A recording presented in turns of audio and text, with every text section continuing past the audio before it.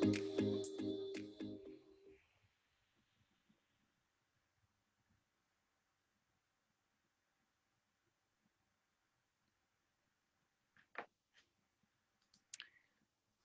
afternoon and welcome to our webinar, which is entitled Facing Reality, the Impossibility of the Reform Agenda and the Need for a New National Conference on Zimbabwe. My name is Chris Maruleng and I am the Executive Director of Good Governance Africa, which is an applied policy and research think tank that is based in Johannesburg, South Africa. Good Governance Africa also has offices in 4 other locations on the African continent. And this webinar in particular marks a crucial point in the strengthening of the collaboration between the SAPES Trust in Zimbabwe and Good Governance Africa, particularly here in the Southern African region. Maybe a quick word about Good Governance Africa. Well, we are an applied policy and advocacy think tank that seeks to promote good governance on the continent of Africa. We have adopted a very simple understanding of what governance means. At GGA, we believe in a nutshell that governance determines who gets what, when, and how.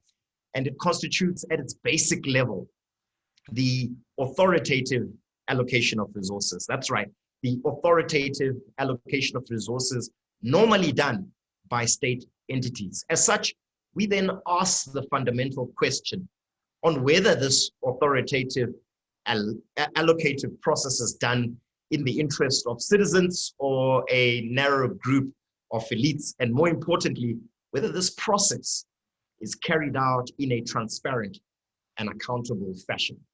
Well, this webinar on Zimbabwe today constitutes the culmination of a series of closed expert roundtable discussions that the GGA has hosted that have been focused on the multifaceted crisis in Zimbabwe. In an attempt to contribute towards solving this crisis, we invited a number of expert interlocutors to give us their sense of what they believe are the primary solutions to this crisis of governance that manifests itself in a various number of ways. In fact, since the 2017 coup that brought President Emmerson Mnangagwa to power, any expectation that the Zimbabwean state would be willing or able to implement the kind of political and economic reforms necessary to pull the country out of its deepening crisis have been largely, unfortunately, abandoned. Most recently, though, after pinning hopes on the potential of Zimbabwe's new president to enact positive change, the United Kingdom announced sanctions against 4 members of Zimbabwe's security sector for their alleged responsibility in serious human rights violations, including the death of 23 protesters in 2019. For years, calls to the Zimbabwean government by local, regional, and international stakeholders for reform that would return the country to constitutionalism and democracy seemingly have gone unheeded. This point has led us to this webinar today. In actual fact, Dr. Ivo Mandaza, the director of the SAPES Trust, argues that discussions on the crisis in Zimbabwe have for years been premised on a false expectation of ZANU-PF to reform itself out of its dominant political position, in a state in which he argues it is almost exclusively surviving on the strength of a military security machinery that is neither willing or able to reform itself out of power. Rather, Dr. Mandaza says what is needed is an acknowledgement, especially amongst those who wish to see a democratic and prosperous Zimbabwe, that the crisis will only be resolved through a set of consultations in the form of an international conference in Zimbabwe.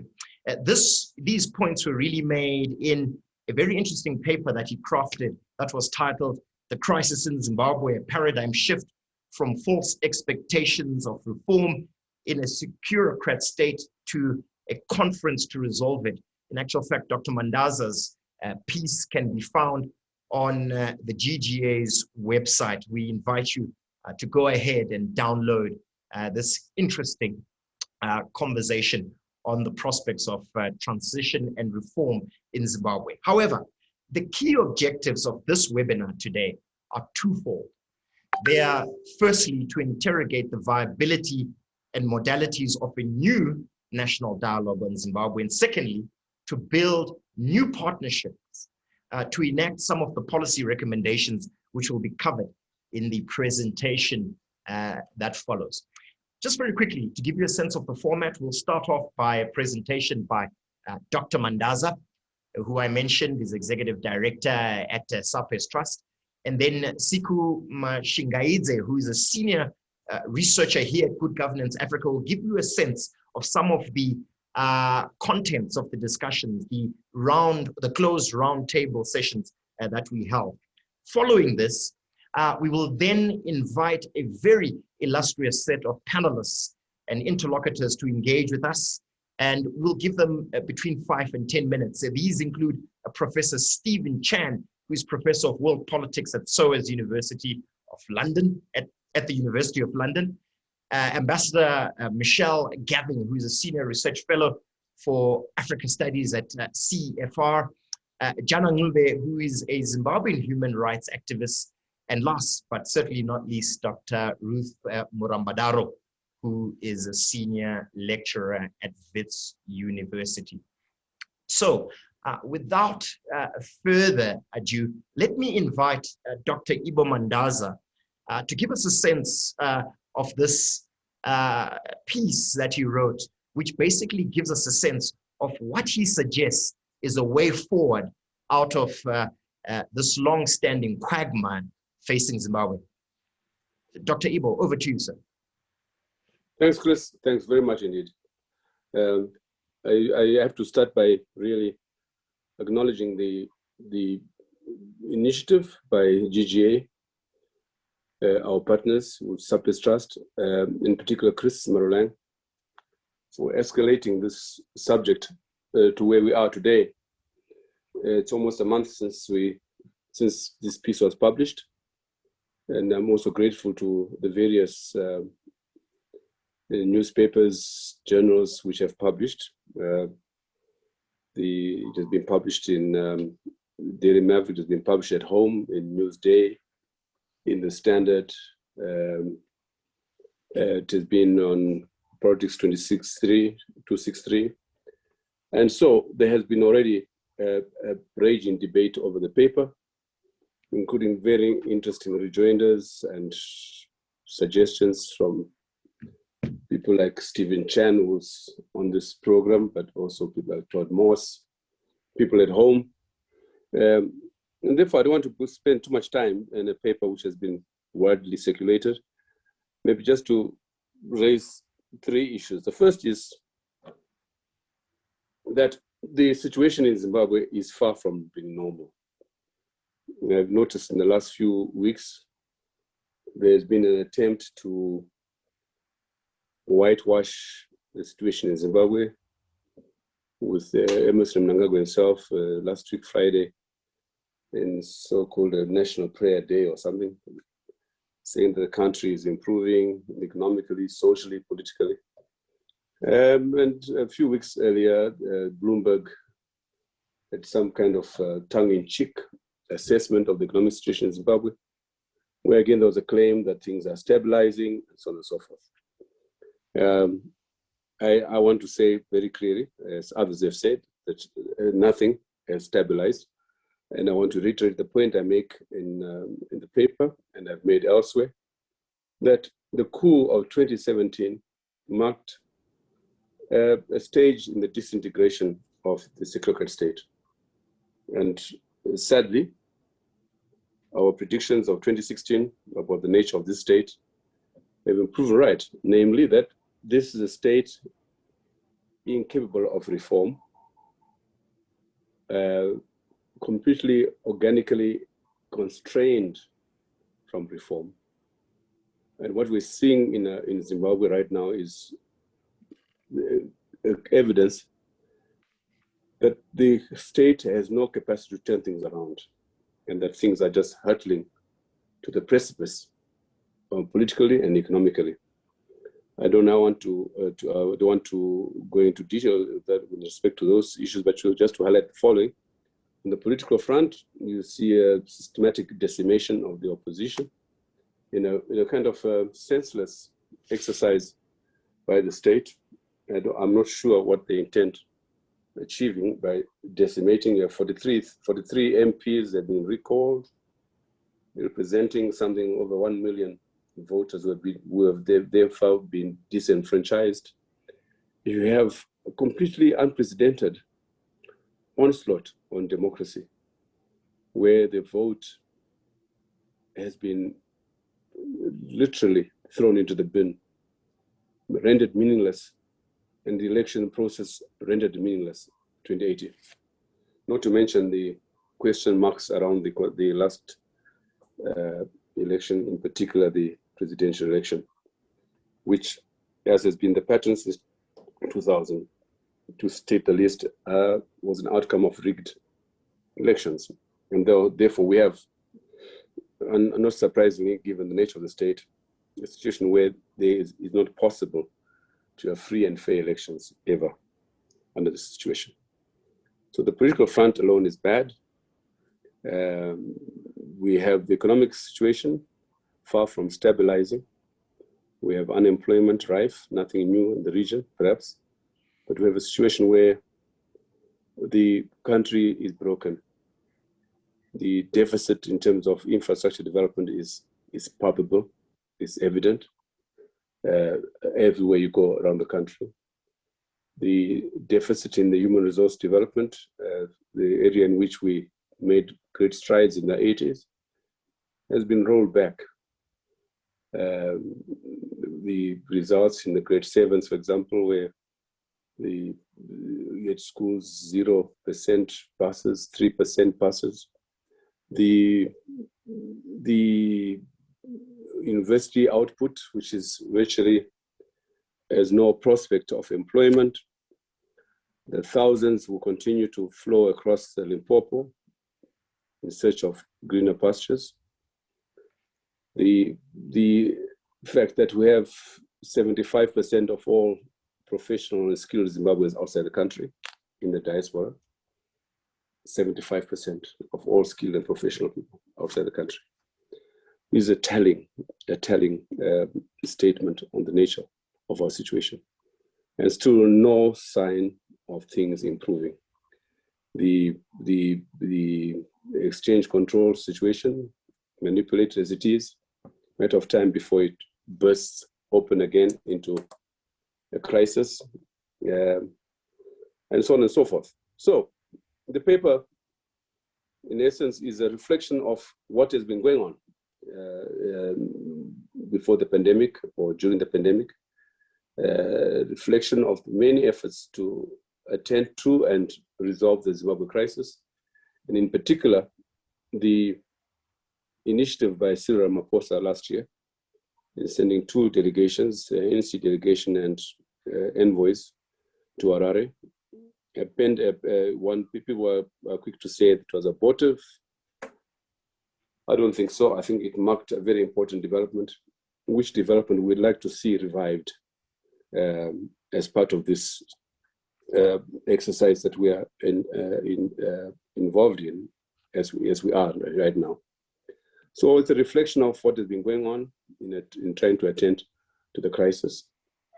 And secondly, it's an attempt to set the agenda in the manner in which Chris has tried to summarize.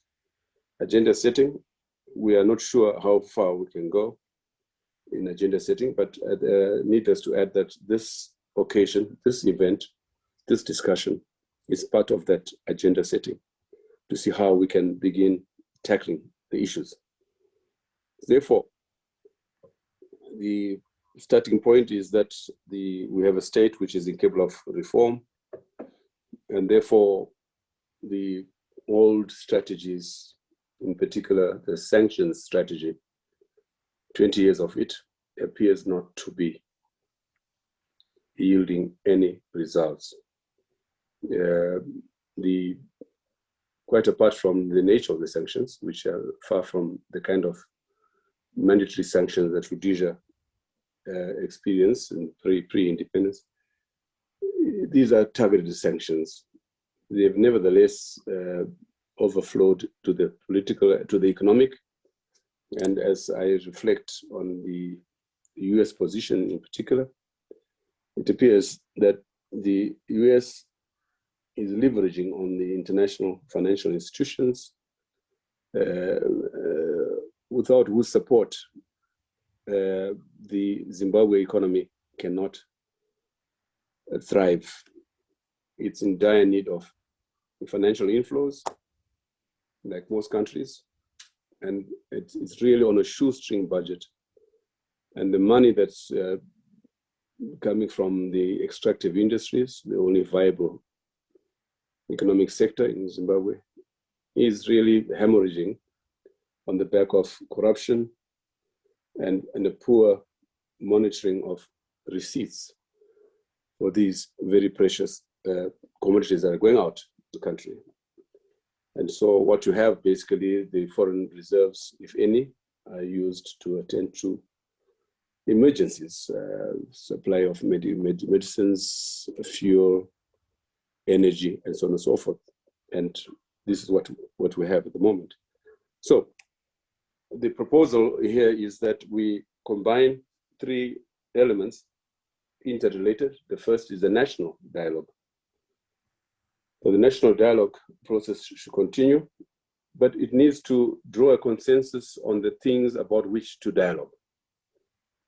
Our own efforts in the National Convergence Platform, which we formed in December 2019, has faltered, has failed, because there's been no consensus, one, on the nature of the state before us, and on the agenda for dialogue. I'll come to that agenda of the dialogue at the end of my presentation. But I think that we need to attend to those issues, agree that these are the issues about which there can be no progress unless these are the items to be attended to. So the national dialogue agenda is essential.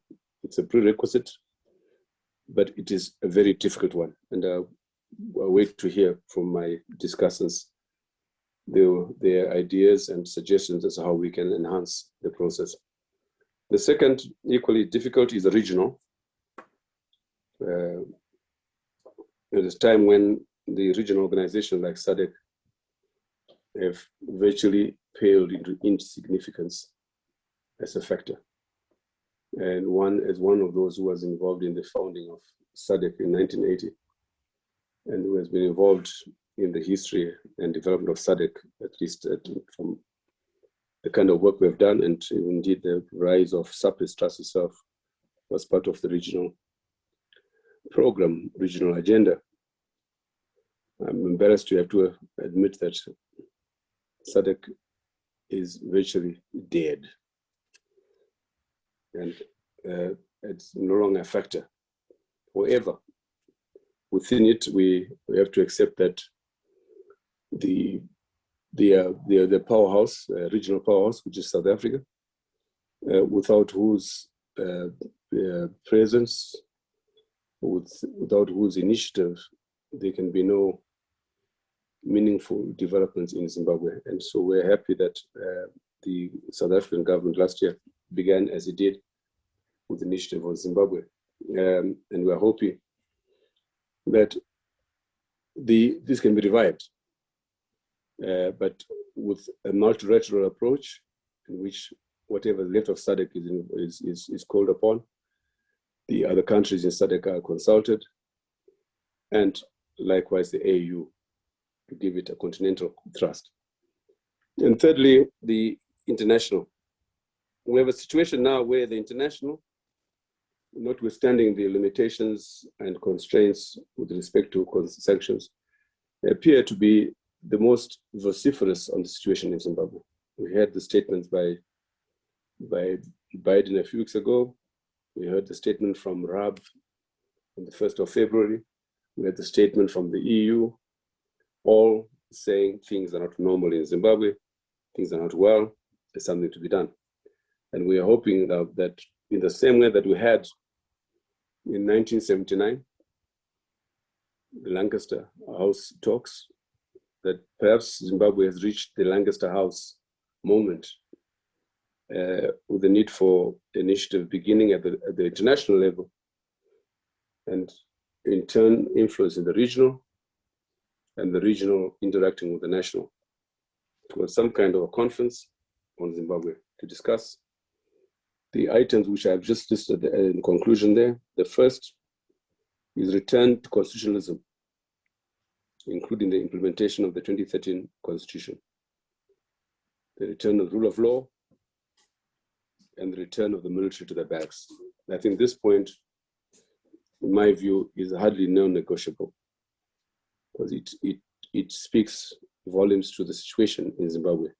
The converse, we don't have the rule of law, don't have constitutionalism, and we have a situation where the military rule, parliament has become useless, if also because of the recall of elected parliamentarians in a very, very senseless but very destructive. We don't have an accountable executive, we don't have a vibrant legislature, and we have a very compromised judiciary. Second, restoration of the national institutions, including the reform of the judiciary and the public service, transitional justice, truth and reconciliation, including amnesty arrangements, economic reform and reconstruction program, including the return of looted resources, debt relief, and the establishment of the Zimbabwe Reconstruction and Development Fund. And lastly, the establishment of a transitional authority or something similar through which to implement the above before any election is held. So this is briefly my presentation today, and I hope I'll be able to respond to comments. And as I said earlier, this is really trying to set the agenda to see whether we can move the Zimbabwe process forward. Thank you. Great. Thank you so much, Dr. Mandaza. Let me just start off by problematizing some of the issues that you put forward, both in your paper and in your very eloquent presentation today. The first one is what seems to be a lack of consensus about what the fundamental aspects of this impasse is, or this crisis is. For example, if you ask the opposition in its various formations, particularly the MDC, they might locate this as a failure of legitimacy, a legitimacy crisis in Zimbabwe, and that legitimacy or lack of legitimacy being bestowed to the governing party, particularly post the 2017 coup. While on the other hand, ZANU-PF and those who share a similar position would locate this challenge really around the failure of the state to reform, particularly economically, and the actions of external parties like the international community, interference, so to speak. What then is the consensus? Is there one that all of these various parties that you suggest should be at talks should coalesce around? Yes, I mean, it's clearly there is just no consensus, nor the basis for discussion. I mean, the last year, for example, has shown the various attempts at dialogue which have failed. One, who should be dialoguing? Is it Pollard, the political forum that Mnangagwa has formed of parties, most of whom are really, one might say, complying and obliging political parties? And we have a very farcical situation where a section of the MDC, the MDCT so-called, is virtually unprecedented, where an opposition party says, we work with the ruling party. Where have you ever heard of an opposition party working with the ruling party? It's an oxymoron in many respects. And then within the opposition itself, the civic societies, there just isn't a consensus as to what should be put on the table for dialogue. Clearly, the state, or ZANU-PF state, is not interested in dialogue, except on its own terms. Because to accept the idea of dialogue in the first instance is to accept that there's something wrong. So denialism becomes a part of the defense. There's no crisis, there's no need to talk, no need to dialogue, we're okay, we're legitimate, we are government, we're in control. That is the position of ZANU-PF and the state. So, as history would inform us, under what conditions would a state come to the table to negotiate? I think that that's inevitable, but do we have to go through the pain and suffering to get to that stage? Do we have to see more blood on the floor? You mentioned the people killed on the 1st of August, 2018, people killed in 2019, the abductions have been taking place. And indeed, the high likelihood that there will be more deaths as we proceed towards 2023. Do we have to get to this stage where, as I can see, almost inevitable, that you would see some of the current leadership having to run away from the country? Do you want to get that stage? I don't think we need to. And that's why we're saying that the issues were put on the table are such that we can at least agree on those as the desirables to resolve this in Zimbabwe. Yes. Sure. Maybe just one final question before we hand over to Sku to give us a sense of some of the aspects that we've been discussing as part of this process around resolving the crisis in Zimbabwe. The first one emanates from a piece of work that has been done by a colleague of mine, Dr. Craig Moffat, who points out in a piece that he writes almost in response to yours, Dr. Mandaza, that is titled A Call for National Dialogue in Zimbabwe, Strengthening the Foundation, that in essence, there are two types of national dialogues that he identifies. He says the first one is one where national dialogue is seen as a mechanism for crisis prevention and management. And then he says, in the second point, a national dialogue can be seen as a mechanism for fundamental change.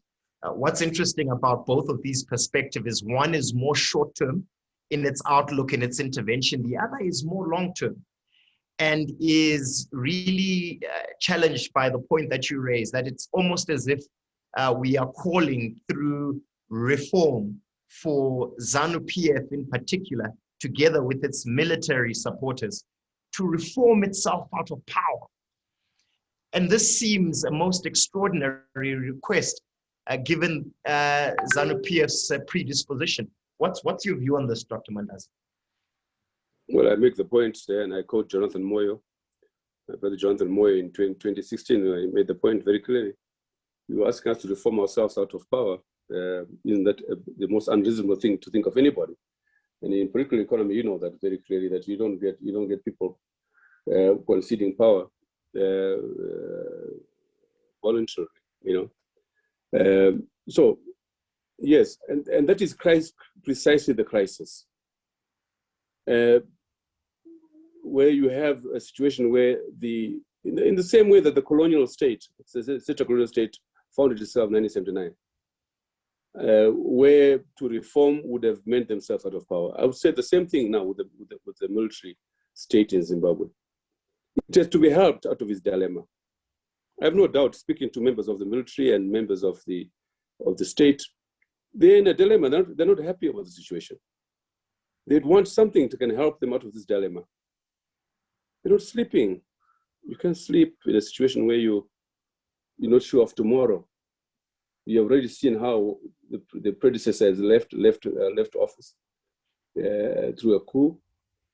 What rules out another coup in this current situation? How sure that you can have tomorrow? It's a very crisis-ridden situation in our country, in Zimbabwe. Anybody who thinks otherwise is talking nonsense. Yeah. We have a situation of palpable insecurity on the part of the state itself in particular. And the denialism I said earlier on is really part of the defense. And it's a matter of time. So my view is that we need to find a way forward in which even those who claim to be in power, to be secure in power, find resource and begin to think of a tomorrow. The looting that's going on, the corruption that's going on, all these are reflection of a state or state actors who are very insecure. We're not sure of tomorrow. Thank you. Thank you very much, Dr. Mandaza. You know, lots of questions come up, questions around how inclusive is this process, who participates in it, and also the question around, you know, impunity and possible amnesties that might be presented or required. But a lot of these issues have been raised in some of the closed roundtable discussions that we've had here at Good Governance Africa. And I'd like to invite my colleague, Sku, to join us, maybe by shedding some light into what the nature of these conversations that we've been having at GGA are, and maybe by way of some suggestion, what are some of the possible solutions? Sku, over to you. Okay, thank you, Chris, and thank you, Dr. Mandaza, for leading the way there on this discussion. May I begin by giving my greetings, my hearty greetings to esteemed panelists and audience who have joined us from all around the world. So today's discussion is part of GGA's ongoing Zimbabwe crisis campaign, in which over the past year, GGA has held a series of open and closed-door roundtable discussions with a cross-section of stakeholders from the government, civil society, the private sector, and the academia, among others, in a bid to map out actionable policy solutions towards the resolution of the crisis. May you allow me to share my screen at this point so that we can go through the key takeaways from these roundtable discussions together. Please go ahead, Sku. Thank you. Thank you.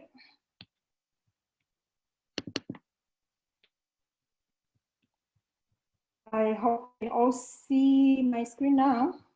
Yes, we can see it. Thank you. Please go ahead. Okay, sure. Thank you.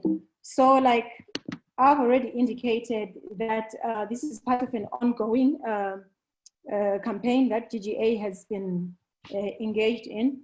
So to date, we've had roundtable discussions where the opening webinar particularly looked at effective forms of protest and advocacy, but as well as how these processes could move the nation from revolt to reform. And then we also had roundtables on civil-military relations and prospects for security sector reform, which Dr. Mandaza has previously said is an impossibility. And then constitutionalism and the rule of law, and challenges to media freedom and Zimbabwe's information landscape. So what have been the key takeaways from these discussions?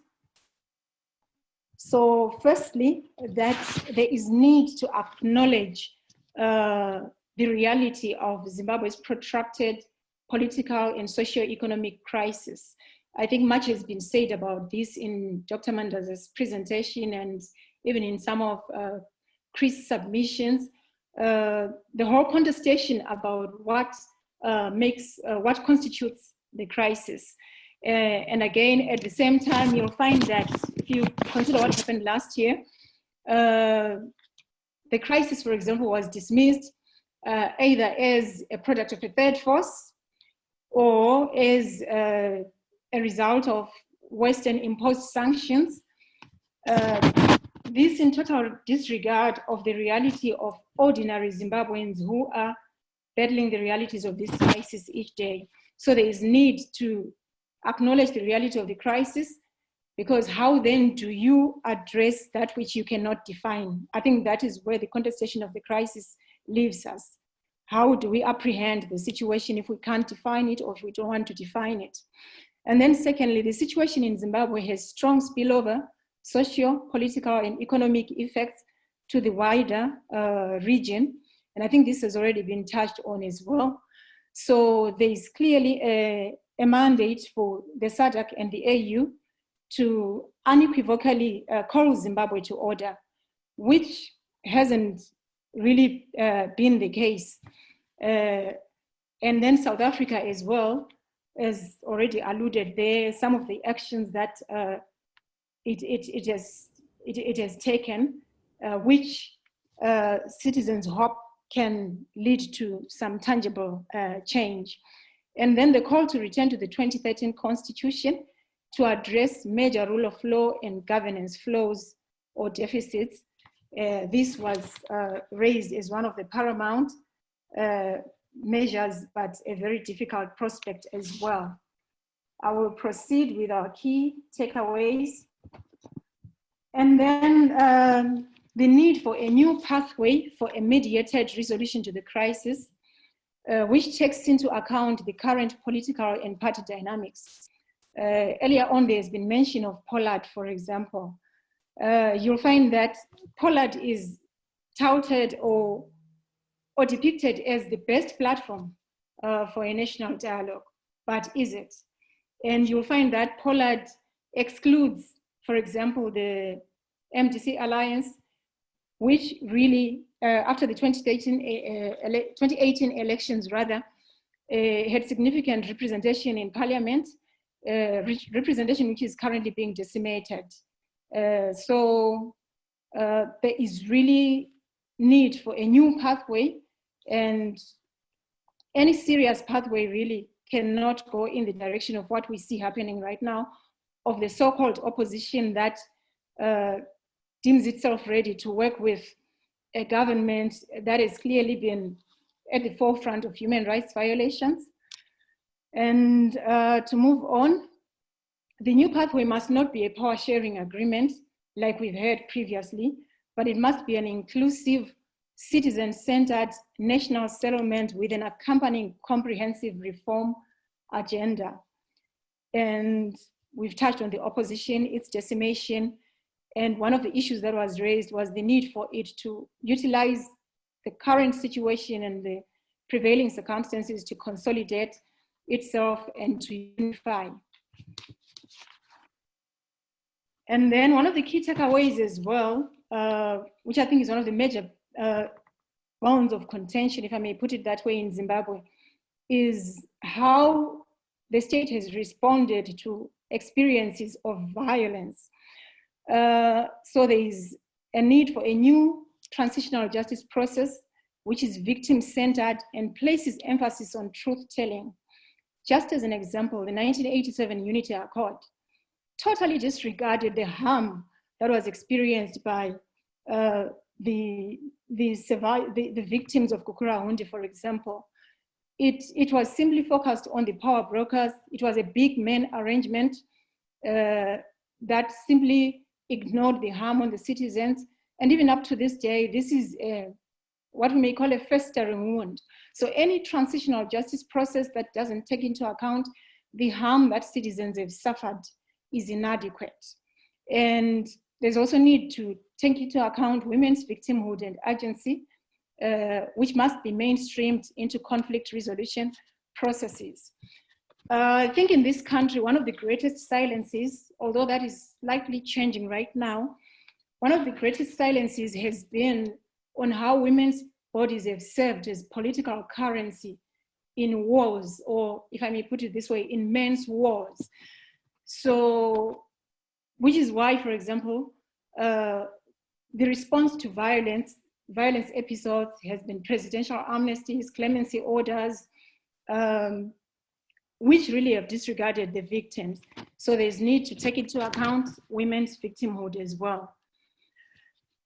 And then the independence and citizen trust in the country's public institutions must be restored. This was also one of the key issues raised by our raised from our roundtable discussions, I need not repeat what has already been cited, for example, about the shortcomings of the judiciary. Even when you look at our police, they are a partisan entity in as far as their operations are concerned. So this needs to change. And then the media, especially when you look back at 2020, has really been at the forefront of exposing corruption. One case in point, the arrest of Hopewell Chingono, who was at the forefront of exposing COVID-19 related corruption. So the media must be supported, particularly the independent media that engages in the risky work of investigative journalism.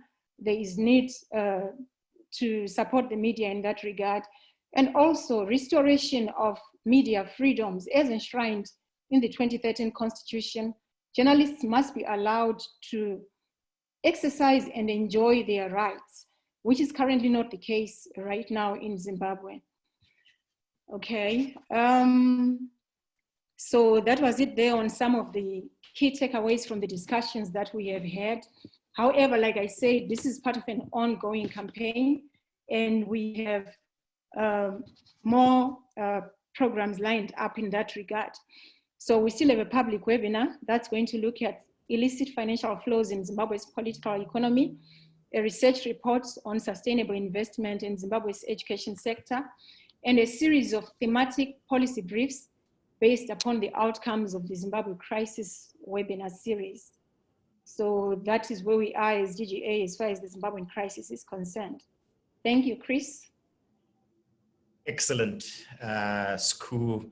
Sku, as I mentioned earlier on, is lead senior researcher in our Human Security and Climate Change program here at Good Governance Africa. She's just given us a sense of some of the work that has been done towards trying to unpack and understand the crisis in Zimbabwe. I think it's a good point for me to bring into the conversation Professor Stephen Chan, who's Professor of World Politics at SOAS University of London, maybe to give us a sense on a couple of fundamental points that have been raised here from your perspective and where you are right now.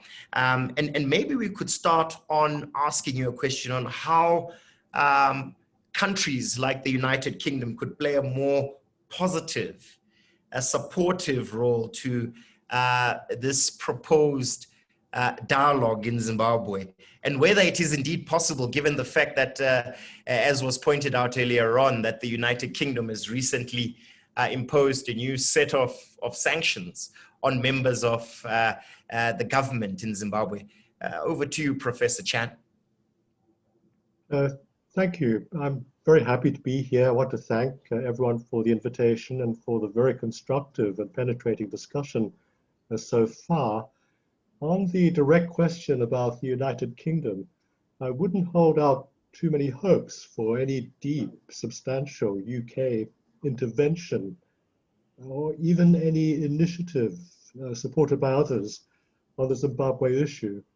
We've just come out of Brexit, which has really dislocated a very great deal of our foreign policy mechanisms. They're having to be redirected, as it were. And we've just released a week ago our strategic and our defense review for the forthcoming years. And there's a tilt very firmly away from traditional areas of interest and a tilt very much towards the Asia-Pacific region. So for a long time now, Zimbabwe hasn't really featured in British calculations, and now it is likely to feature less. Sanctions are almost like a gesture to show it's still got some kind of traction and interest in the British political establishment, but nothing beyond that kind of gesturing is possible right now. So I wouldn't look, as I said, too deeply at the possibility of British intervention. I think what is far more productive, what could be far more profitable, is to look to the Commonwealth, not as an institution that is situated in London. I used to work there, it's fallen on hard times itself, but there's going to be, in June, of this year, the delayed Commonwealth Heads of Government meeting, the summit meeting of all of the heads of government, more than 50 countries, including a very great number of African countries. And that's going to be held in Kigali in Rwanda, an African location. I think that the trick is very, very much to start lobbying Commonwealth heads of government, particularly African heads of government, and indeed the president of Rwanda himself in his office, President Paul Kagame, to try to engender in them the need to have on the agenda, perhaps not so much on the formal agenda, but it's a tradition at these meetings that the heads have an away day, which is off the record, it's away from the summit location. It's usually in some relaxed environment where they can talk frankly and freely. It's very much to insert the need for a Commonwealth initiative in that away day. That's what happened in 1979 in Lusaka, when all the heads of government basically lobbied informally on the away day. Margaret Thatcher, who was the Prime Minister of Great Britain then, to great effect, so that the prelude to the Lancaster House negotiations towards the end of 1979 that Dr. Mandaza alluded to, and I was involved with those as well, were preceded by a breakthrough at the Commonwealth Summit. So you want to look perhaps at the possibility of a rerun of that history, working very, very hard behind the scenes, particularly for the away day of that Commonwealth Summit, trying to engender some kind of joint conviction on the parts of Commonwealth heads of government that they can drive an international conference forward. Now, it can't be at Lancaster House again. That's got far too many traces, let us say, of imperial history. It's part of my daily walking route. We're still allowed to go out walking during the COVID lockdown. It's very, very grand. It's very, very intimidating. And it's very imperial. So what we're looking at is not only initiatives from African heads of government, you're probably also looking for an African location. And probably, since we're not going to get at this stage an African Union direct official involvement in the process, we could at least try to persuade the African Union to lend us their facilities in which the Commonwealth could host such a conference. That would be very, very symbolic at least, and make it almost impossible for the African Union to not take at least some interest in what is going on. And then again, there's going to be behind the scenes bilaterals that's going to do it. The world is full of these meetings now where almost the public agenda means nothing. It's the behind the scenes, corridors, private rooms, bilaterals that mean everything. So the skill is very, very much in setting up the possibility of these bilaterals in the right locations. So my suggestion is go for Kigali, go for the Commonwealth Summit. If there's a breakthrough there in terms of agreement that the Commonwealth heads of government should try to drive forward a conference, try to have it hosted in Addis Ababa, lobby hard there for the involvement of senior AU officials to at least engage in the kinds of bilaterals. In other words, what you're trying to do is to get the Zimbabwean political establishment, particularly President Mnangagwa, Vice President Chiwenga, to be exposed to the opinion of their peers, people who are presidents, people who are prime ministers, vice presidents, African leaders, and being exposed to the opinion of their peers that, look, this is an embarrassment to the continent. Not only are you not getting it right, but you're almost desperately going out of your way to keep making it more wrong. But putting forward constructive suggestions which do have to be face-saving. In other words, here is where you can learn a lesson from the Chinese, my ancestors. It's got to be done in a certain diplomatic way, which is not blood and thunder. Leave it to the British now and to the government of my esteemed leader, Boris Johnson, and it's going to be fluff, fluff, blood and thunder.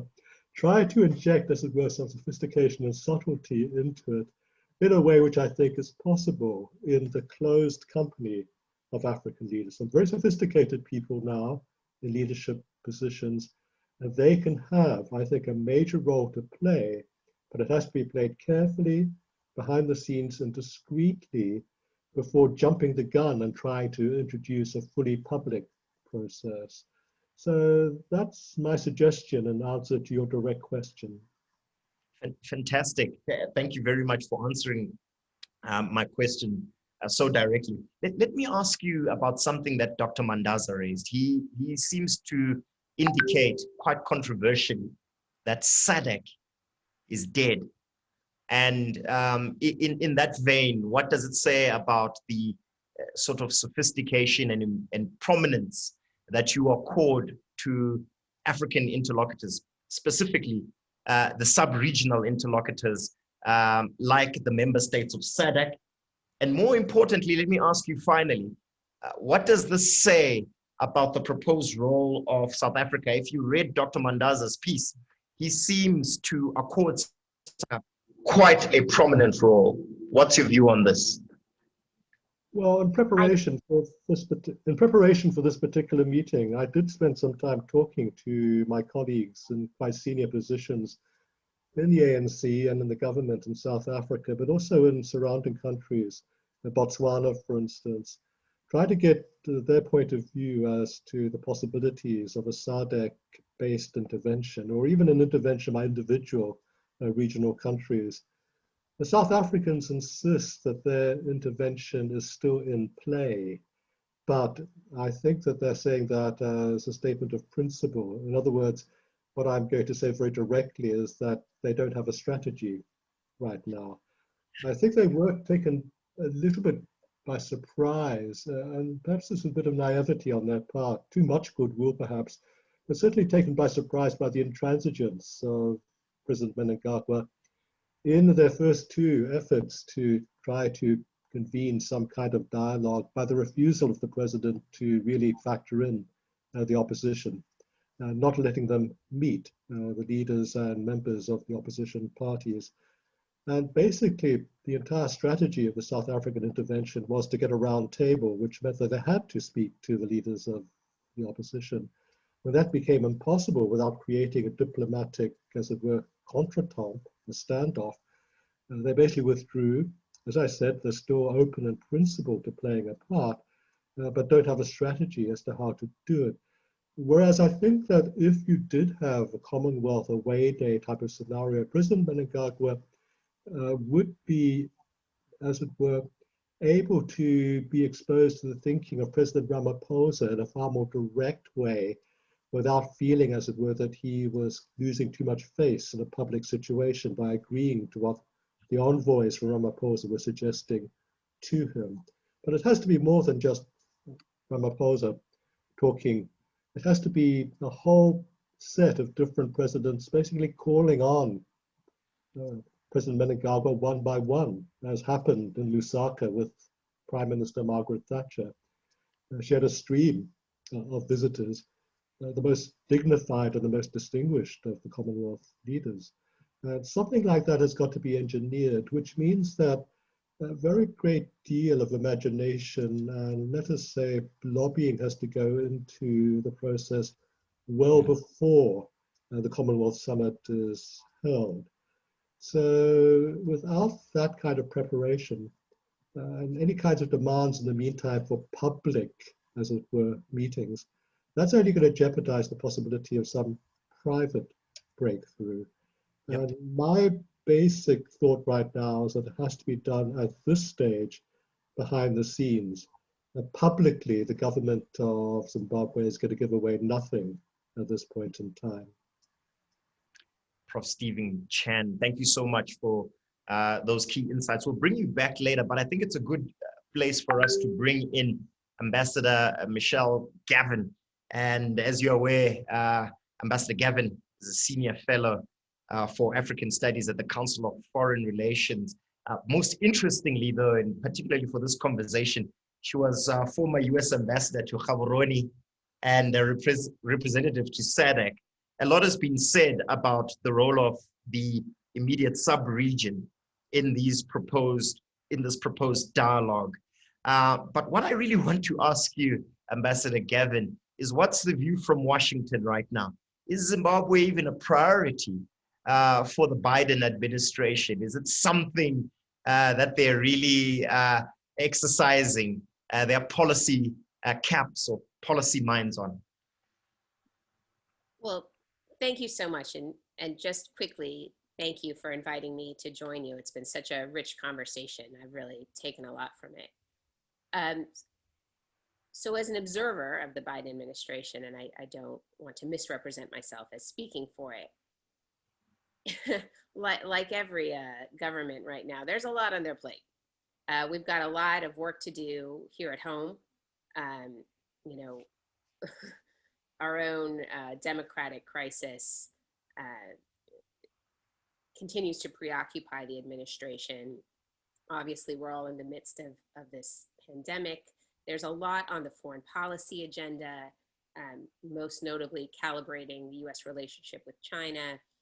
So it would be, I think, wildly misleading to imagine that Zimbabwe's coming in, you know, as a first order of business or a key foreign policy priority. That said, the Biden administration has invested a lot of intellectual capital in this idea of a foreign policy that explicitly and systematically tries to address democratic decline, this genuine concern about democratic backsliding around the world and what that means for global governance, for the idea of a rule-governed international system with some basic norms that we all agree on.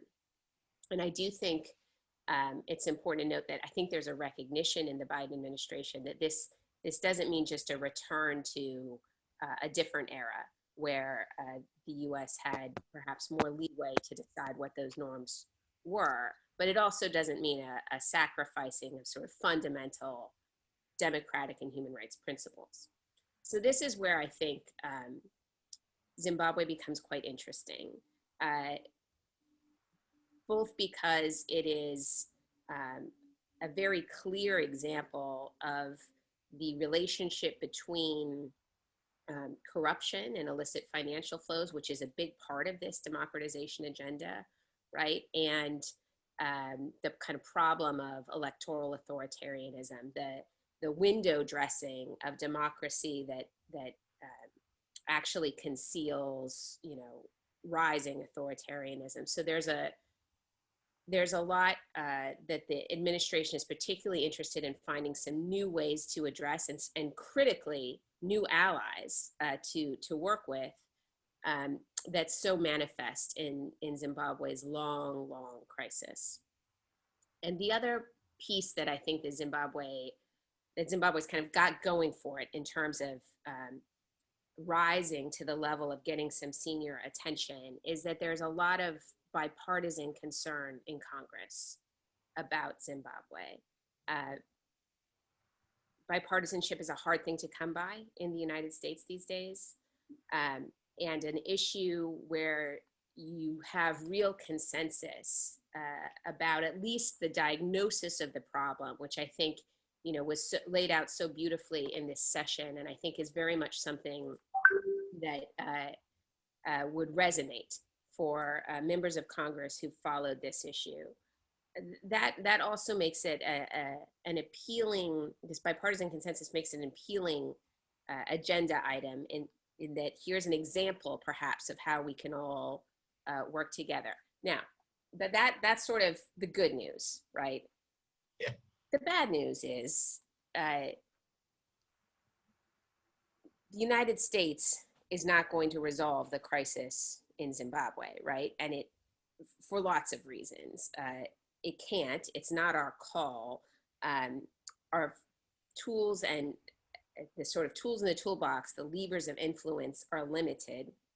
We've now had decades of vilification by a certain audience looking at this problem and buying into this idea that these targeted sanctions are the reason for the whole set of challenges that the Zimbabwean people face. So there's a limit to what the US can do. But I do think that in concert with others, if there could be some more regional consensus and honesty about the situation in Zimbabwe, then I think you could find genuine interest and high-level engagement. If I could, I don't mean to go on too long, but the last thing I would just say, having spent some time working with SADC, I don't have a lot of confidence in that institution as a particularly dynamic driver of anything. SADC seems better at stopping things than at making anything happen. But I do think that perhaps, when I try and think about the strategy that so many smart and engaged people who are in this session have been working on, I think that the work that's been done to expose the cartel dynamics is incredibly helpful, because, ultimately there is no reform, there is no transition, there is no change unless the status quo has become untenable. Yeah. And it's clear that some people are quite comfortable in enriching themselves, right? So understanding how that happens, so potentially some pressure can be applied is useful. But the other piece that I think would be equally useful is really contextualizing the costs of Zimbabwe's decades-long crisis for the region as a whole. And I know that some of the folks on this session have been raising this as Southern Africa starts to look a lot less secure than it may have before, in part because of the crisis in Mozambique, as the economic realities of the COVID fallout become clear, really understanding what it means to the region as a whole to have this central and important country kind of circling the drain economically, so weakened, in such crisis, with a security sector that's been so compromised. I think that's actually a more important dialogue to have now than it's been for a very long time. Indeed. Very sage words there, Ambassador Gavin. And one of the things that's sort of struck me the most from your intervention is you saying, look, it's not up to the United States to solve this. So maybe it's time we go to our interlocutors from Zimbabwe. And here I'm thinking of Jana Ngube. And Jana, maybe I can ask you some very pointed and direct questions. Dr. Mandaza raises this issue of a need for maybe some kind of transitional arrangement preceded by a national dialogue. So my question to you is, isn't there fatigue, Jana, around something that sounds very similar, maybe not quite to the GPA of the past? And doesn't this really raise questions around impunity for the bad behavior that we have seen as a key feature of the government, particularly after 2017? Jana? Hi, Chris. Thank you for this opportunity to DGA and to SAPES Trust. Woo, I really want to echo and start, I think, in answering your question on the sense of fatigue, both nationally, I would dare say regionally and internationally, for the asks around national dialogue, around peace talks. And as Dr. Mandaza, I think rightly, framed it, that the country is broken. I would add that our people are hurting. And I think there exists now a sense of not exactly quite knowing what we ought to do, and therefore we defer to what we have known to ask for and do, which is ask for this national dialogue. Having said that, it's not to critique in itself the essence of asking for one, because at the end of the day, no matter what, at some point, folks have got to get together and come together and figure out how to take the country forward towards a return to constitutionalism, peace, development, democracy, and all those things that I think are well highlighted in Dr. Mandaza's paper, and indeed in the asks that human rights advocates in this country and internationally have been asking for Zimbabwe. I think part of perhaps what needs to be added into the equation, in my opinion, around who comes to dialogue, who should dialogue, and rightly, I think, critiqued in Dr. Mandaza's paper on false expectations of ZANU-PF. I think what needs to be added into that, which I think also has a great influence in the approach to dialogue, the other false expectations I think as Zimbabweans we have had, and perhaps even our regional and international friends who have sought to support and help us. I want to point to, one, in my reflections is a sense of the false expectation around the fact that as Zimbabweans at some point, we thought opposition political parties who themselves have been designed after ZANU-PF, including the MDC, I dare say even including in the time of Morgan Tsvangirai, our thought that there would be our way out in itself was a false expectation. And therefore, for me, it problematizes the dynamics of the formula of what a dialogue therefore looks like and who should be on it. The other false expectation, which I think Ambassador Gavin has touched onto very articulately, not only for the United States, but also even for SADC, as you asked from the time that she was working within that terrain, was our expectation that SADC, South Africa, Africa, the AU, the international community should come and must do something and must rescue us. And as she rightly points out, at the end of the day, to be quite honest, it is always difficult for outsiders to come and make a determination of what happens within a country. And therefore, to me, it brings to the fore the point that outsiders can only be enabled or be limited by the national dynamics.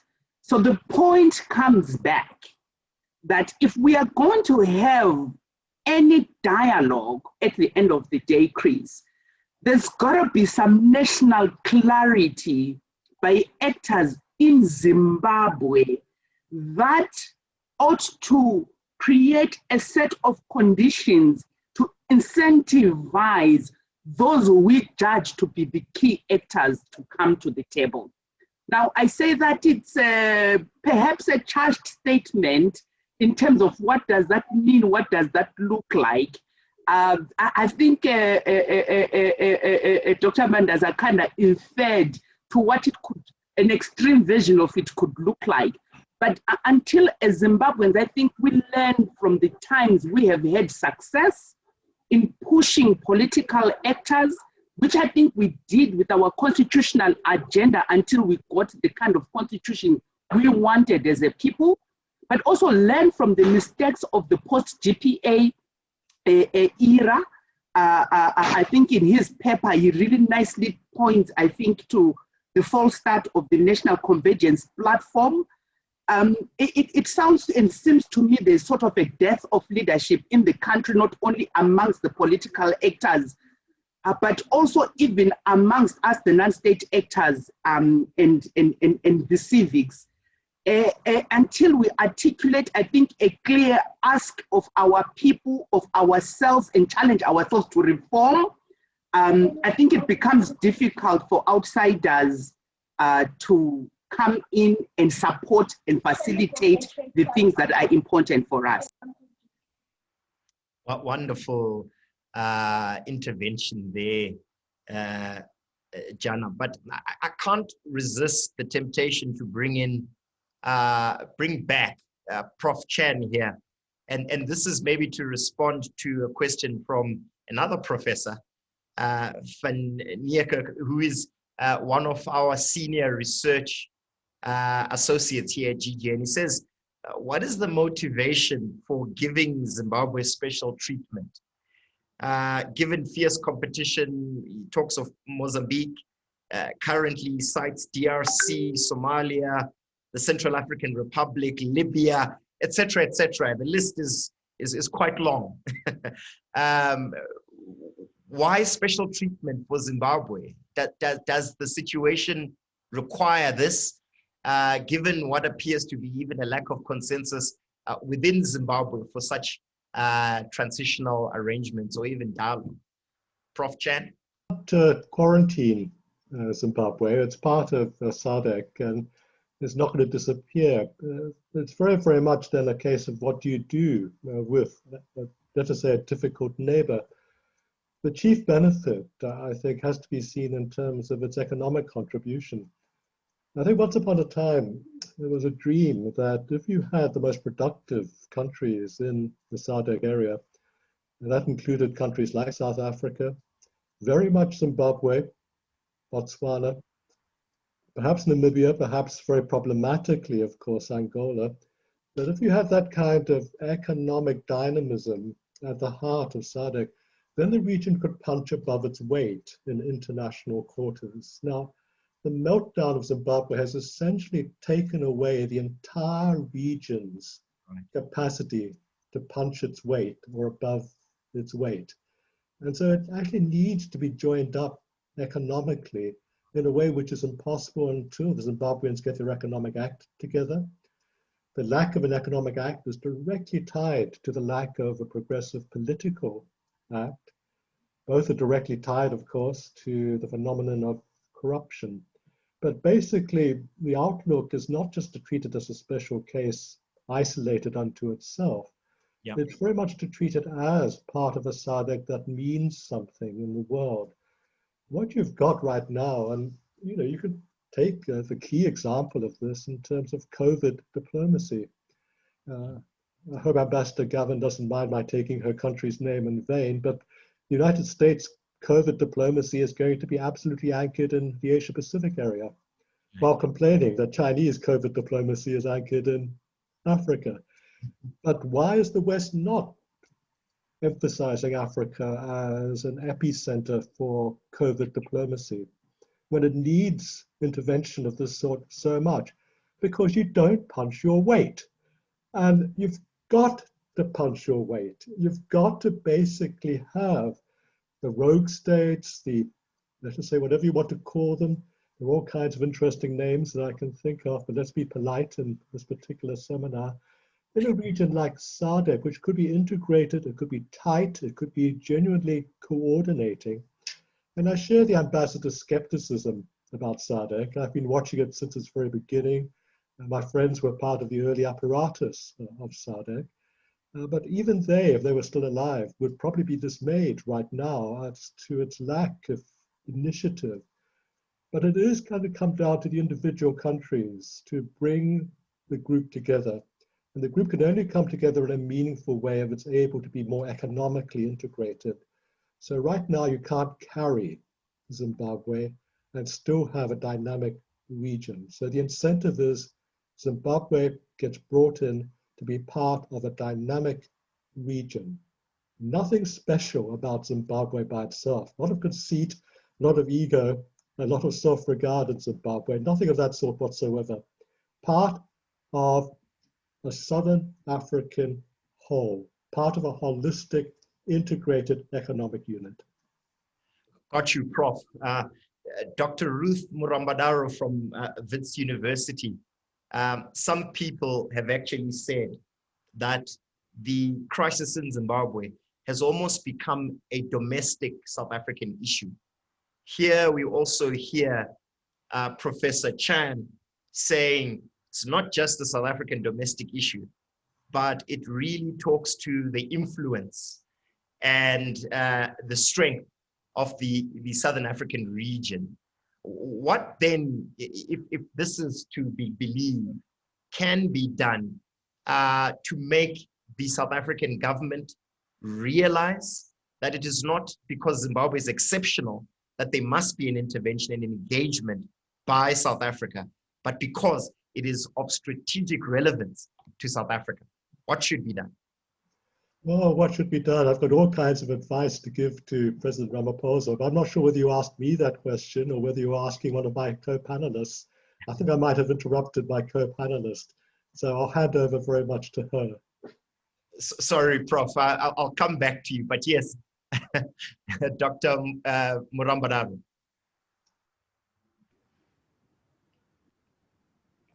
Thank you so much. Can you hear me? Yes, indeed. Go ahead.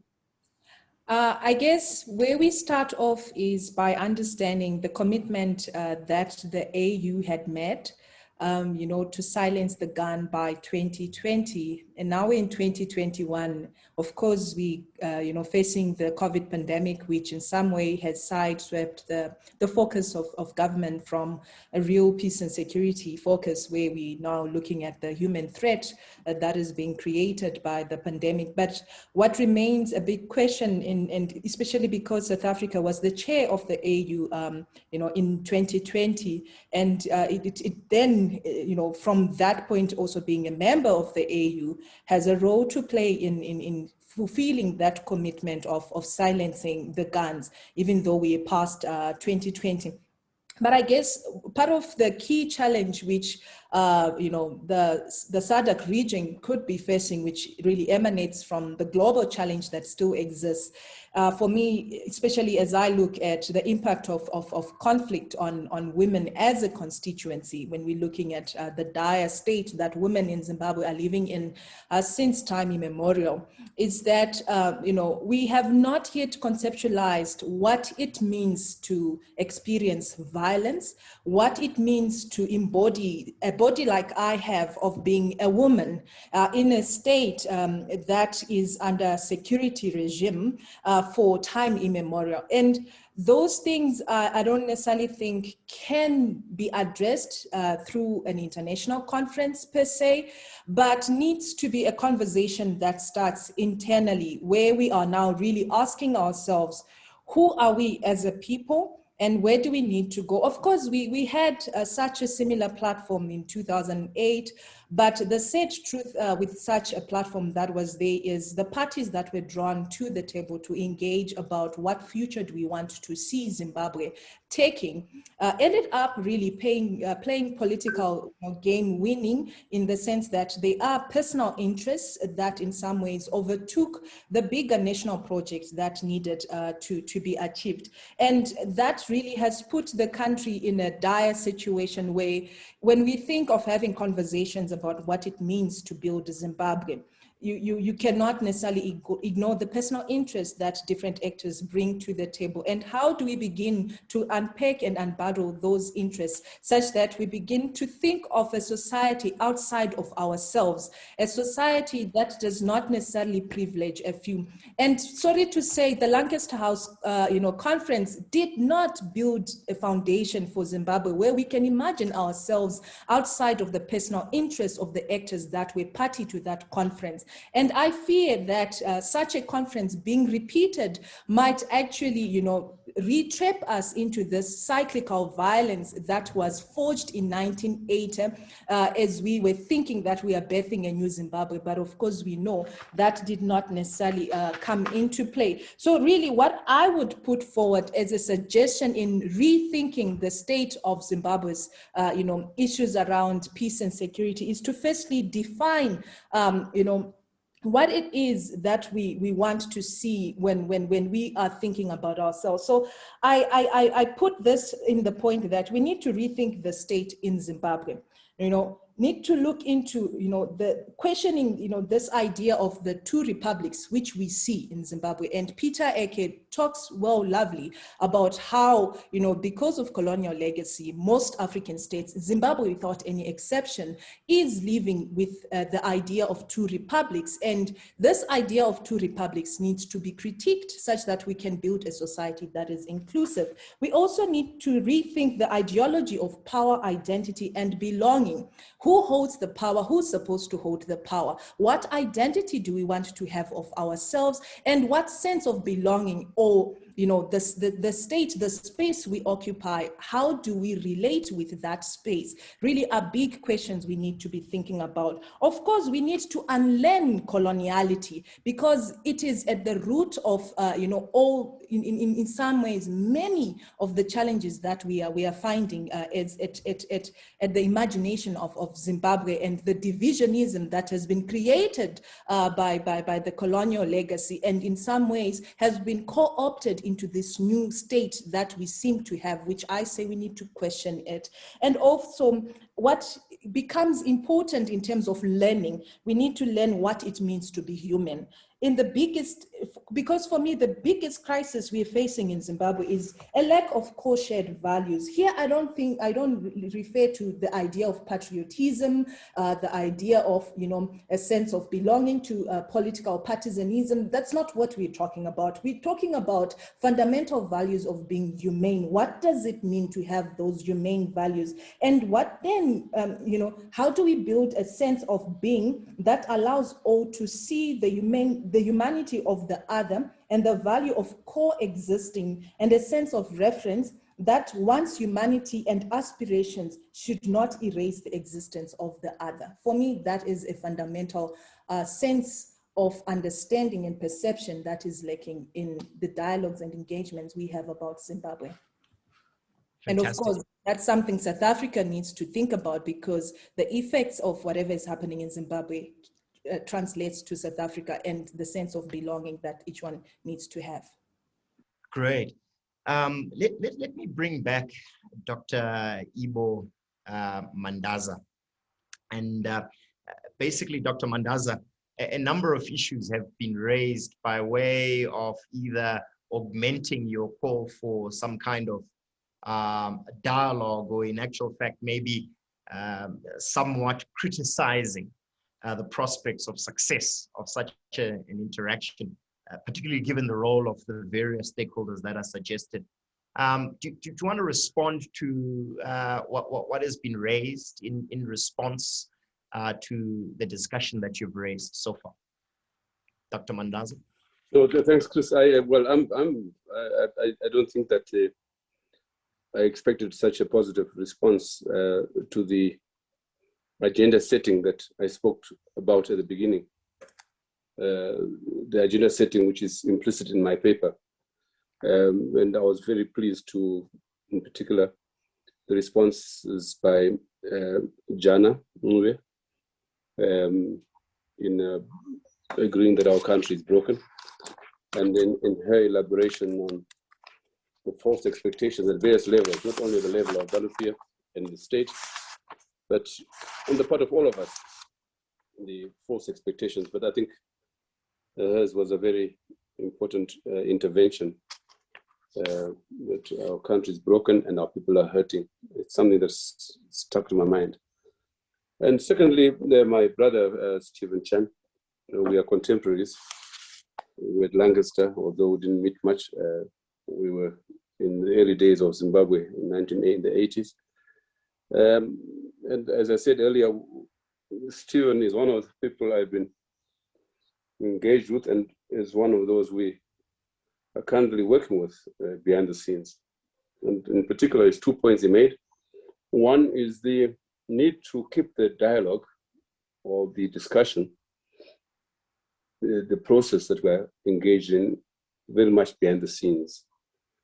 And I like to say that, yes, we've been very much behind the scenes the last few weeks. And even though he betrayed some of the issues we've been discussing, I think he did so in good faith and in an attempt to get the debate and the discussion moving forward. I do make the point in my paper on the importance of the Commonwealth based on precedent, Lancaster in particular, but also the expectation that if and when such an international conference is held, there should be a member of the Commonwealth, a person, the chair should come from one of the Commonwealth countries. And Stephen makes clear that it should be an African, and I agree. And he was thereby gave us the benchmark or timeline, the next Commonwealth meeting. You'd be pleased to know, Stephen, we have I've had opportunity to discuss the paper over the last few weeks with a number of Commonwealth countries in Harare. I don't want to mention them by name, but basically the main Commonwealth countries represented in Zimbabwe have reacted to the paper, and we have had long discussions. And one would like to see how we can, after this meeting, Stephen, put together kind of a program for further consultations with them. I was asked, there was a question which Steve attended to. My understanding, Chris, was the question was something to the effect that why is Zimbabwe being an exception?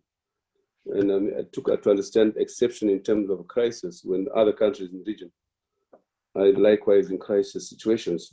That may be true, but I think one of the things which makes Zimbabwe the odd man out is the fact that it is only the only country in which there's a coup. The only country in which the military is prancing around, is in charge. The only country in which the ruling party is virtually an appendage of the military. The only country in which the head of state is dependent for his very survival, his very life on the military.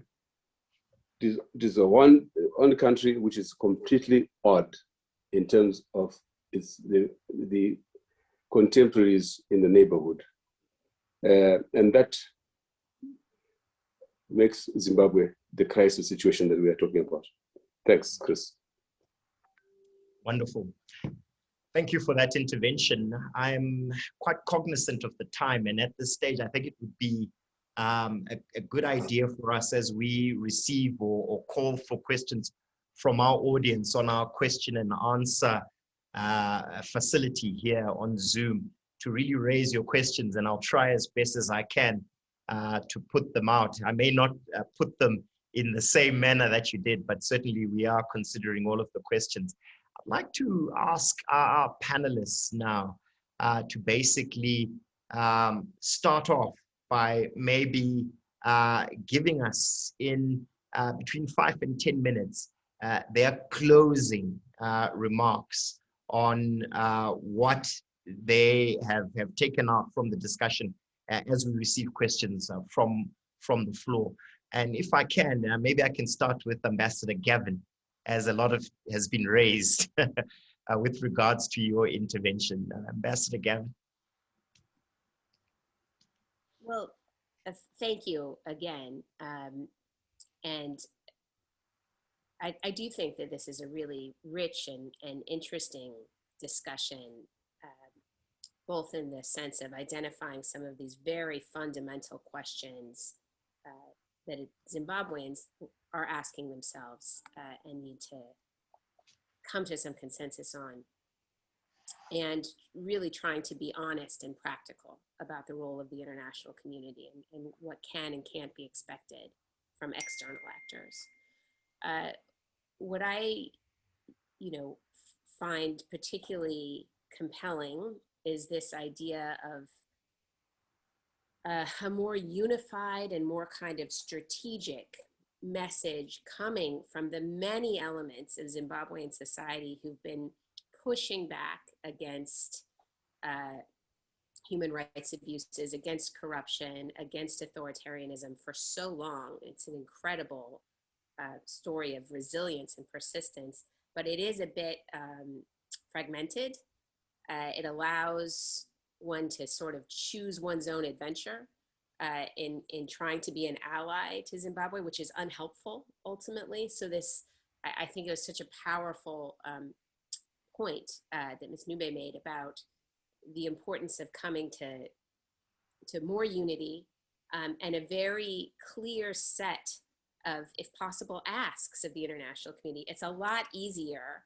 I can tell you as someone who worked in government for a long time, it's a lot easier if you're sitting in a different capital to take action that is specifically called for by a citizen's group, a voice that has real legitimacy and authority, moral authority in a state, than it is to sort of make it up yourself. So I think that that's a powerful point that should not be overlooked. And I return to this idea that, yes, SADC, the institution, maybe is not going to be where it's at, but really, I think this point about the limits of what Southern Africa can accomplish in terms of its stability, growth, integration, and capacity to be an assertive voice for African equities on an international stage, really understanding the costs of Zimbabwe's decline to the region, and having that be a part of some of these quieter, less public conversations to hopefully incentivize some new thinking, I do think is really important. But I'm just so grateful for the quality of this dialogue, and I'll certainly spend a lot of time thinking on it. We are also grateful for your intervention today, Ambassador, and thank you for your observations.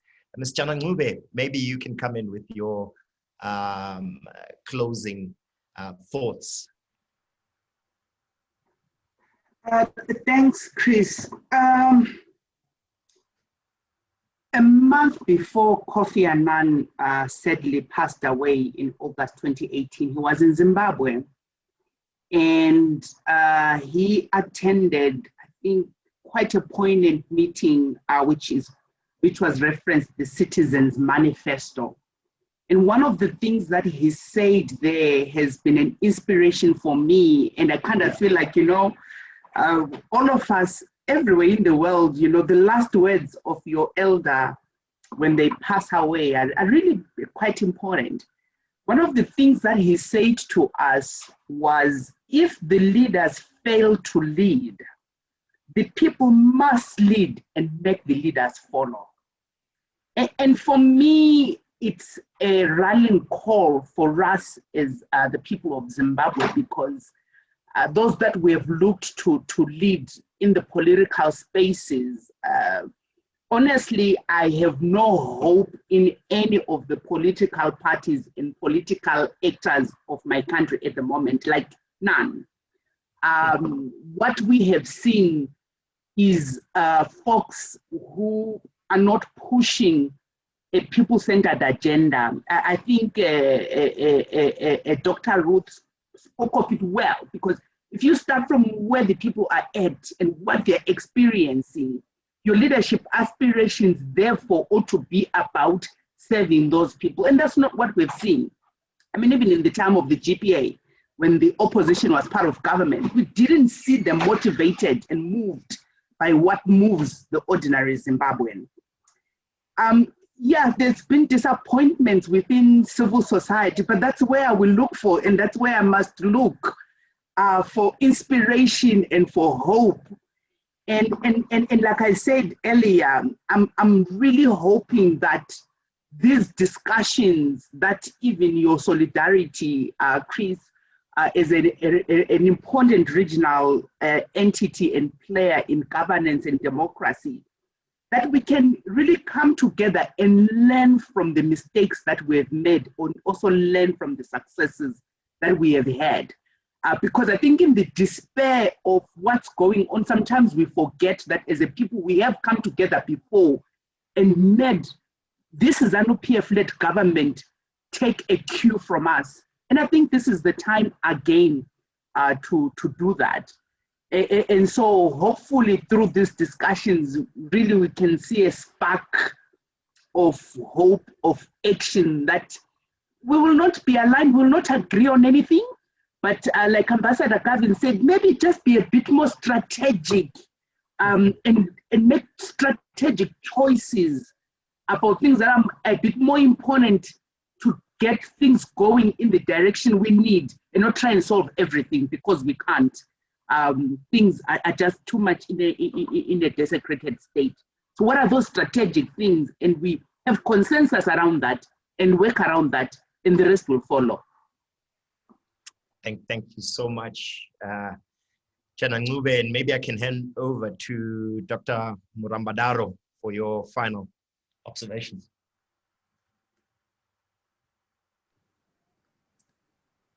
Thank you so much, Chris. I think I will reiterate what I mentioned amongst the 4 key things that we need to think about deeply as we move forward in trying to create the space for dialogue, which I think is really, really important. Through talking, even if we might not hear each other, maybe in our quiet space, you might start, the things that you've heard might start to replay at the back of your head, which is the funny thing about the brain. It has a way of remembering, and also it has a funny way of forgetting. So I guess what we're trying to plant, which I think becomes a critical seed we need to plant, is, what it means to be human and what it means to act humanely.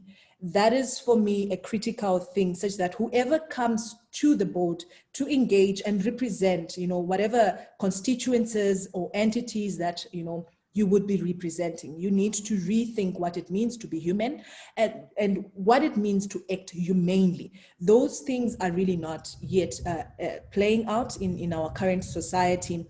And short to say, the values of Ubuntu are fundamental in our Africanness. I think we have lost our orientation of what it means to be human beings. And that orientation is really fundamental to how we can rethink our engagements with one another, how we can rethink the purpose of politics, how we can rethink the purpose of government and governing.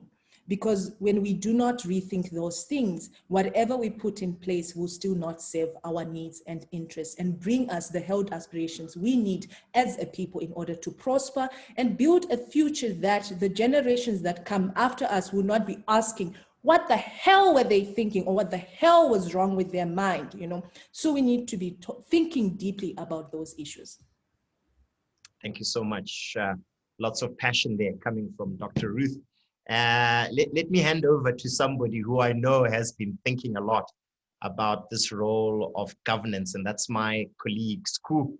Your final words before we hand over to Dr. Chan, Professor Chan. I was saying, thank you, Chris. You caught me by surprise there, but I think my final words are to say regarding violence and how we have responded to violence as a country. I think any measure that falls short of addressing or advancing a never again principle will continue to hold us back. I think it's important right now to look at the kinds of conversations that are playing out amongst the younger generation. For example, I think just in the past few weeks, there was this, should I say, division that was emerging from youth who identify as Shona and youth who identify as Ndebele, then saying, okay, are you saying Kukurawund was a tribal warfare, of which partly it was, right? But what I think is emerging now for the younger generation is coming face to face with the impact to say, okay, so what does this mean for me? This is a history that has been shrouded in denial and distortion. So anything that doesn't meet the never again principle to say we don't need this as a people will not take Zimbabwe anywhere. Thank you. Brilliant. There's cool. In actual fact, before I bring in Dr. Chan, let me ask Dr. Mandaza for your final words, and then maybe Prof. Chan can wrap it all up for us and give his final words. Dr. Mandaza, please. Dr. Mandaza. You are on mute. Well, in that case, Prof. Chan, over to you. Maybe you can wrap it up for us. Look, it's been a fantastic discussion, and I've really enjoyed it. And I'm particularly grateful to people like Yana and Ruth for basically reinforcing the need for us to contemplate a human dimension to it all. I think often those of us who work in, let us say, more rarefied environments forget the need to be really, really focusing on human elements in the great tragedies and demands of our time. But in that theme, I think there's a degree of urgency for Zimbabwe to try to get its act together, because we have this phenomenon that we call in Western countries the millennials. Half my students at SOAS are millennials. They were born in or just after the year 2000. And in Zimbabwe, the millennials have never known a country with prosperity and stability. As young men and young women, no one has known that kind of stability and prosperity that many of us in the outside world take for granted. So the big question that needs to be inflected into the debates is, when we are calling for change, exactly what it is that we're standing for. Are we able to talk in terms of an agenda that is meaningful for those young people? The idea of a liberation generation means nothing to them. They were born 20 years after liberation, and now another 20 years have passed. So being able to talk in terms of their aspirations, in terms of their sense not only of Zimbabwe, but of Zimbabwe's place in the world, never mind just the region, very, very often we lose touch of the need to speak for what is really going to have to be called a lost generation. And to make it an unlost generation is going to take a lot of imagination that, and I'm saying this as a Chinese person, so I'm speaking against my own culture, the old men and women in their 70s and 80s have got no idea as to the needs, the feelings, the frustrations of the young. So really, we've got to work in some way to facilitate the young. Now, I spoke about the Commonwealth Summit coming up in Kigali earlier. There's also going to be a Commonwealth Youth Forum. That's also a place to lobby in terms of making known to the young leaders, the aspiring young leaders of the Commonwealth, that there is a youth dimension in the Zimbabwe tragedy. Now, there's a problem here, of course, which I better conclude on. And that is, although Ivo was quite right, he and I have been having wonderful times together since the very beginning, arguing sometimes, bickering, sometimes agreeing, working together. It's been a wonderful relationship. And for me, it started in 1980 when I anchored part of the Commonwealth Observer Group in Zimbabwe for the transitional elections. And since then, I had to count up the other day, I've made 70 visits to Zimbabwe. So it's clearly a country that I'm somewhat in love with. It's also a country that frustrates the hell out of me. And I say that quite unequivocally. Like Ruth, like Yana, I'm disillusioned with all sides of the political establishment in Zimbabwe. And as I said, no one is speaking for the youth. But it's not for me as an outsider to tell Zimbabweans what to do beyond encouragement of the sort that I've been trying to give. The detail of the solutions for the future really does depend on the Zimbabweans themselves. Certainly someone like me is very, very happy to try to set up the infrastructure for meetings and dialogue, but not take part in that dialogue. And our great hope is that if some kind of infrastructure for dialogue is set up, then as Yana and Ruth were saying, that the Zimbabweans with themselves try to exercise good faith and sincerity in trying to use that moment for dialogue in a sincere and human fashion. So my final words is really a hope for the future. And it's a hope that people will be sensible, human, humane, and in particular look to the future of the country as is invested in the young people of the country, the young men and the young women, on equal terms, facilitating all of them. So there's a bright future for everyone. Wonderful. Dr. Mandaza, your final words, sir. Thanks. I'll be very brief. First is just to thank GGA and the team behind Chris for escalating this discussion to the level that we have today. I think it advances the discussion and hopefully the process too. So I would say three things. One is the need for consensus on the national, regional, and international level, on two levels. One, on the nature of the state in Zimbabwe. we should have no illusions about the nature of the state as one which is really stuck and unable to reform. It requires to be liberated from itself. Secondly, on what is required to be done. And I think the points are made in the conclusion in my paper, namely, the return to constitutionalism, rule of law, and the return of the military to the barracks is one such.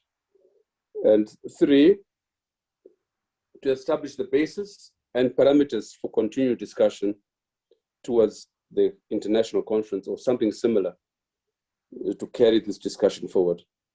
And I've proposed in my paper the idea of a national consensus team, and we from the Platform for Concerned Citizens are working with others towards that end.